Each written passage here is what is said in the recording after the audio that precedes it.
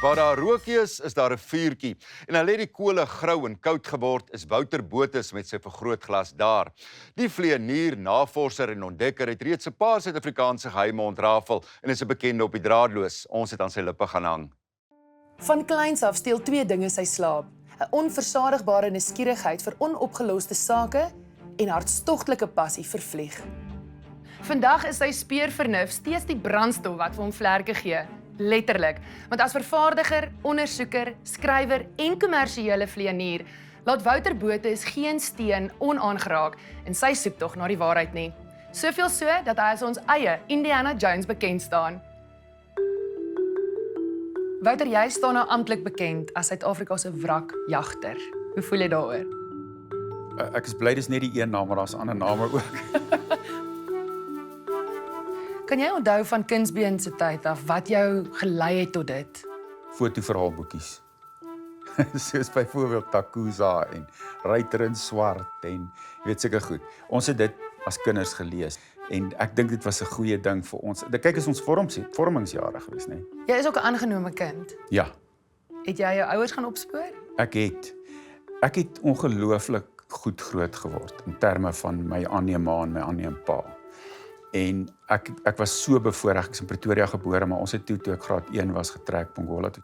Kan jy jou heel eerste noemenswaardige soektog onthou? Ja, ons het 'n plaas gehad in Pongola, daar in die Noord-Natal, en daar was 'n fontein gewees. Ek het 'n maatjie gehad, Sefania Hlatshwayo, en hy het vir my gesê hy weet van 'n fontein daar. Ons was maatjies en toe het ek en hy nou die fontein gaan soek. En ek dink met my Takuza mes op my arm en daar gaan ons. So ek dink is maar waar dit begin het. Ek het altyd gewonder, jy weet, hoe kan iets onopgelos wees? Dit is onmoontlik. Daar moet mos iewers antwoorde wees. Goed kan nie net in die niet verdwyn nie. Die saak wat hom tot wrakjagter geslaan het, is die raaisel van die Rietbok, 'n passasiersvliegtuig van die SAL wat op 13 Maart 1967 naby Oos-London in die see gestort het. Die Rietbok is 'n hartseer storie. Dit was in die apartheidsjare wat dit gebeur het. Hulle noem dit amper 'n samebindende tragedie wat plaasgevind het. Die mense wat aan boord was gekant teen die apartheidstelsel en jy weet en so aan. So toe die vliegtuig verongeluk, het dit iets tot gevolg gehad van hier's nou kontroversiële dinge wat gebeur en so aan. Maar die Rietbok ongeluk was vir my persoonlik, omdat dit ook lugvaart was, wou ek dit ondersoek en kyk wat het regtig gebeur. En al was stukke fragmente van dit wat jy toe in jou hande gehad het, né? Ja. So omtrent 7 jaar terug het daar begin van die kleiner stukkies uitspoel en 'n vrou wat in Keisers Beach bly het, sy het begin stukkies optel en daai stukkies is toe bevestig as deel van die Rietbok se stukkies. So ek het geweet hy's daar en ek kon die ondersoek uit 'n lugvaart oogpunt lekker doen. En dan moet jy nou uitwerk die seestrome, weet as hy so diep lê, watter tyd van die jaar is daai seestroom en so voort. Wat het gebeur? Die vlieënier het met die vlug af, het hy in slegte weer ingevlieg. En toe hy land op Port Elizabeth, wat nou Keberga is, het hy laag ingekom om onder die mis in te kom. Met die vlug van Port Elizabeth af Oos-London toe, het hy dieselfde gedoen. En net daai oomblik, hulle het oor die see gevlieg, want as daar slegte weer was, het hulle altyd oor die see gevlieg. Toe hy links draai, toe vang die linkervlerkie water, hulle was so laag. So hy was ervare. En ek dink hy was net so 'n bietjie van 'n oordeelsfout gemaak, ja. Sjoe, nou wat is die plan met hierdie Rietbok? As alles goed gaan, gaan ons probeer in April. Kyk, as 2 vensters in die jaar, April en September, wat die weer van so 'n aard is, dat ons dit kan uithaal. Maar mens moet ook onthou, dis 'n graf. Daar's 25 mense dood. So 'n mens moet dit ook respekteer. En ek het gevoel, 2 klein stukke is goed genoeg. Die res sal ons fotografeer as ons kan, of scans doen, soos wat ons reeds gedoen het, en dit hou. Maar die res moet maar daar bly. Nog 'n saak wat Wouter glo hy antwoorde voor gevind het, is een van die land se mees berugte onopgeloste misdade, die moord op 18-jarige Jacoba, of Bubbles Schreder van 1949. Bubbles Schreder was die oudste saak wat ek aangevat het. En dit was ook in die nuus daai tyd. Joh, dit was in die nuus, in elke koerant en so. Ek het gaan sit in die polisiemuseum met 4 bokse vol van hierdie verklaringe. Hulle het alles op tikmasjiene gedoen. Heel onder in die boks is daar 'n foto van die lijk. Net so, haar gesig. En toe ek haar gesig sien en hoe onwaardig sy lyk, sy is 'n pragtige vrou. toe besef ek, jou moordenaar moet ek in die hande kry. En hoekom was dit so moeilik vir die polisie om dit op te los? Tegnologie weer eens. As jy kyk na die toneel waar sy gevind is, en jy gaan kyk na die tydlyn, onthou enige ondersoek het 'n tydlyn, en dis waar die geheim van 'n ondersoek lê, met al die sake wat ek doen, jy moet 'n tydlyn hê. Toe kom ek op 'n plek af in die tydlyn maksimaal, wag 'n bietjie, wat van hierdie? Toe klim ek in my voertuig, en ek ry na die plek toe, en ek gaan meet, en ry, en neem tyd en goed, en toe, ewe skielik, gaan die liggie aan. Maar nou moet jy my vertel, jy kan mos nie net sulke goed sê nie. Jy het my op die punt van my stoel. Ek het besef dat toe sy afgelaai is deur die een persoon Liebman, het sy begin stap. Toe sê hy vir Poljak, die ander aangeklaagde, ek het haar afgelaai.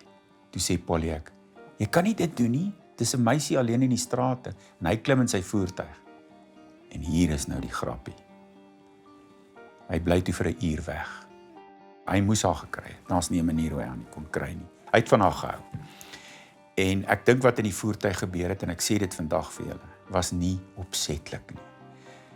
Later met die nadoodse ondersoek was eintlik waar die antwoorde gekom het. Sy het 'n tiroïedklierprobleem gehad, en as jy bietjie druk op die tiroïedklier sit, versmoor sy. Dis 'n kondisie wat jy kry. En ek dink dis wat gebeur het. Hy wou haar seker 'n soentjie gee, en in daai tyd het die meisie serpies gedra. En ek dink hy het haar aan die serpie getrek, en per ongeluk het sy toe, versmoor. Hy het nie bedoel om haar dood te maak. Maar jy het hom gekonfronteer. Ek het hom gekry, jare daarna, en hy wou nie eintlik met die media praat nie, toe het ek gegaan, en ek kry hom in sy kantoor, en hy sit toe daar, en ek wys vir hom alles wat ek vermoed, en so aan, en hy het my so gekyk, en hy het vir my gesê, anybody can make a mistake, leave my office. En 'n rukkie daarna, toe sy oorlede. So, daai uur was die tydlyn gaatjie wat ek moes volmaak. 'n Vliegtuig se stuurstang pas so gemaklik in sy hand soos 'n ondersoekpen. In 1998 verwerf hy sy vlieglisensie en deurkry sedertdien elke Afrika land met passasiers, vrag en lugambulanse, alles so reg in sy ontdekkingsreis kraal. Okay, nou is hy op joune. Gebruik jy baie die vlugsimulator? Ons gebruik dit meeste van die tyd vir ons hernuwing elke jaar, want jy moet elke jaar jou vlieglisensie vlieg, getoets word deur 'n toetsbeampte wat aangestel is. Ja, hoe beland 'n mens dan met die ding? Ek gaan nou vir jou wys. Okay. En dan kan jy dit op die simulator doen, is goedkoper, maar is bietjie moeiliker as 'n gewone vliegtyg, omdat jy nie beweging het nie. Trek hom. Daar's hy. Het ek nou net geland? Jy het sopas geland. Baie geluk. Ek dink die vraag op almal se lippe, waar is die kreer miljoene? Jy weet. Kom ek stel dit so, ek het navorsing gedoen daaroor. Okay. Daar is nie so baie as wat mense dink nie. Jy moet ook onthou, op Machado dorp, toe hulle die goud uitgedeel het onder die soldate en die goeters, het hier 'n ou 1 veldpond, daai ou 2 gevat en so aan. Dan gaan steek hy dit in 'n koffieblik weg in die skaapkraal, want in jare later ontdek hulle dit daar. So daar's nie een groot hoop goud wat iewers lê nie, dis verseker. Daar was wel goudstawe, maar daarvan is daar verrekening. Vertel my van die slang in die Kalahari. Daar's 'n mite oor 'n slang in die Kalahari, en dit loop al baie jare. Wat hulle sê, daar's een grot daar in die Noord-Kaap, en as jy daar naby kom, dan kom hierdie slang uit en hy gaan jou insluk en hy gaan dit en dat en die ander. Daar's baie sulke stories. Jy weet die meerminne in die Karoo byvoorbeeld, daar's rotstekeninge blykbaar wat dit wys en so aan. Dis baie interessant om na te vors, maar jy moet weet, as jy 'n mite gaan ondersoek, moet jy weet dis 'n mite. Nou, jy het ook nogal baie met ghosts en met spooke. Ja. Kyk, ek is baie gevra, is daar spooke? Daar's 'n geesteswêreld, definitief. Jy moet net nie daar krap nie, as jy nie weet wat jy doen nie. Is daar nog 'n wrak wat jy jou oog op het? Ja. Die 2 manne wat hier van hierdie wonderboomlughawe af verdwyn het en weggeraak het in God's Window.